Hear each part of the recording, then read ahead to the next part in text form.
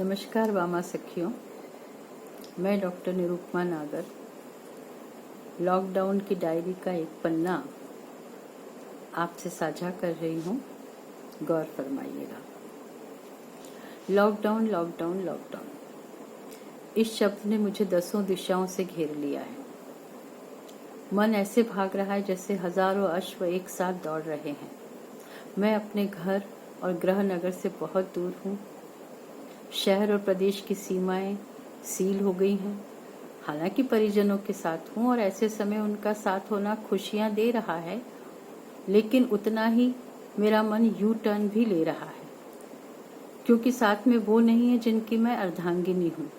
स्वाभाविक रूप से दिल और दिमाग तराजू के दो पलड़ों में बटा हुआ है।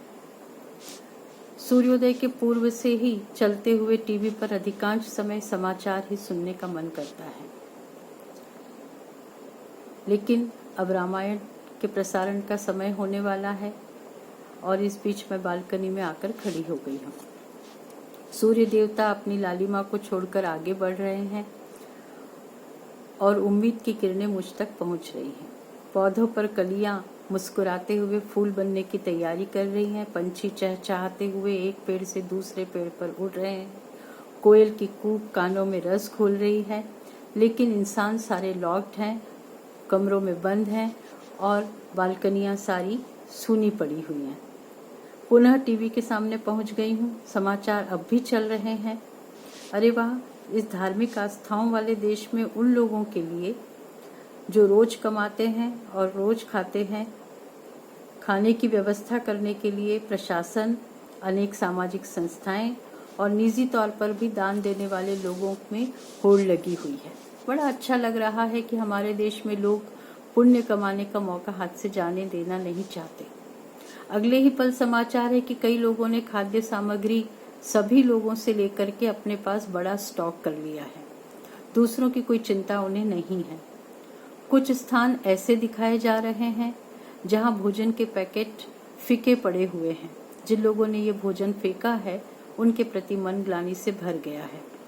समाचारों की इस कड़ी में लॉकडाउन में अपनी जान पर खेलकर कार्य करने वाले डॉक्टर्स, पुलिसकर्मी, पत्रकार, सफाई कर्मी आदि कर्मवीरों के स्वागत की भी खबर है। तालियां बजाकर, दीपक जलाकर उनका स्वागत किया जा रहा है, तो कहीं उन्हीं के साथ मारपीट करने और गाली गलौज की खबरें भी हैं।